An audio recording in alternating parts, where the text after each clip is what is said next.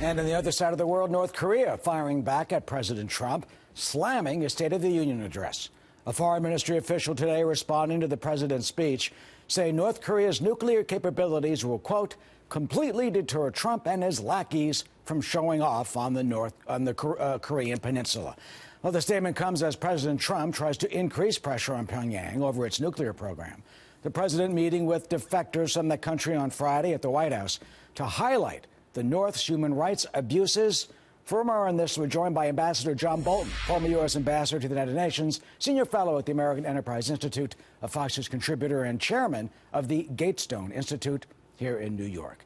Ambassador, lackeys showing off on the Korean peninsula. In their, the only way the North Koreans can frame it could be referring to Vice President Pence, who will be attending the Olympics there later this week and represent our government at the opening ceremonies.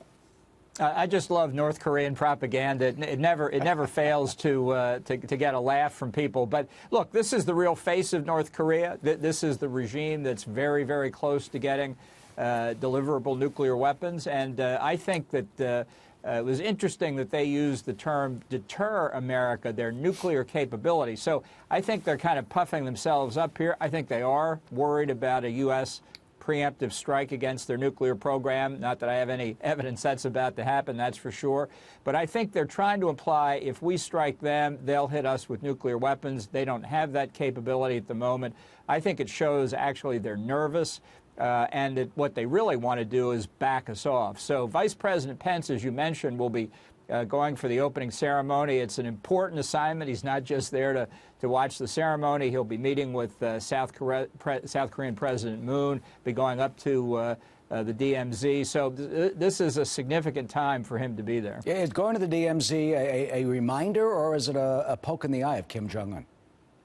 Well, I think it's important that presidents and vice presidents go up there. I think it reaffirms our support for the South Korean alliance. And I think it's a mark that we see through the North Korean propaganda. Maybe other people around the world are oohing and eyeing because the North Korean and South Korean female ice hockey stars are going to play as one team. This whole thing is blue smoke and mirrors.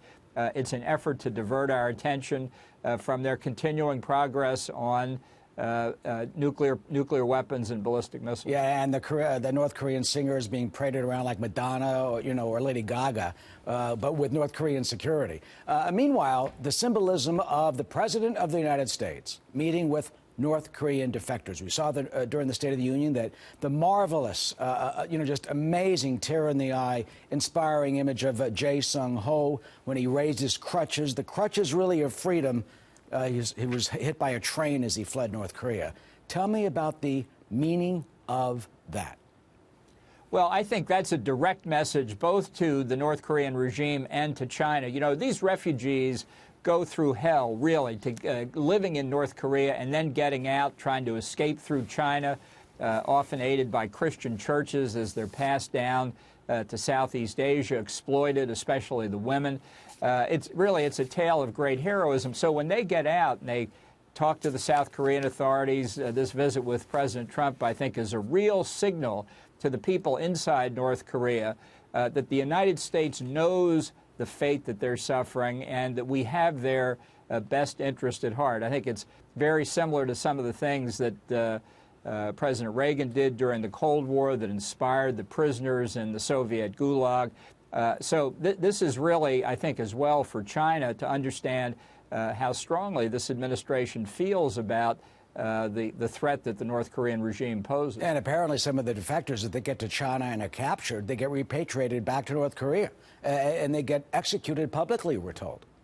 Yeah, look, it's very risky to try and escape, and that's why the heroism that they display is so important. It's so important to recognize it. Look, I don't think we can blink the reality here. North Korea is getting ever closer to deliverable nuclear weapons, barring some dramatic action by China, which is an increasingly fading hope, I think, at this point.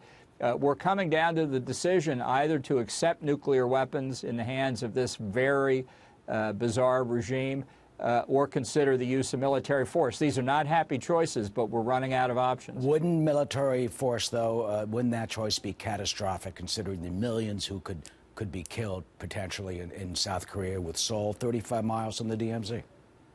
consider the millions of Americans who could be killed by this bizarre regime led by a man who had assassins kill his own half-brother with VX gas in a Malaysian airport. You know, this regime may be rational, but it's rational in its own strange world. And having them with that capability and the ability to sell it to others, I think we're going to have a debate on this. Are we going to accept that, or do we find it unacceptable? Now, I take the word unacceptable to mean we will not accept it. That's the issue we're coming to. You know, you mentioned President Reagan meeting with the dissidents. He met in 1988 with dissidents in Moscow during a visit. And he said this, quote, "I have to believe that the history of this troubled century will indeed be redeemed in the eyes of God and man, and that freedom will truly come to all." And do you believe that potentially one day could include North Korea? Well, I think it certainly could include North Korea. South Korea has proven it can function as a democratic society. And I think that's why the ideal goal here ought to be to convince China to let us reunify the Korean peninsula, essentially having the North absorbed by the South. It'd be better for the Korean people. It would certainly be better for us to have the North Korean regime disappear.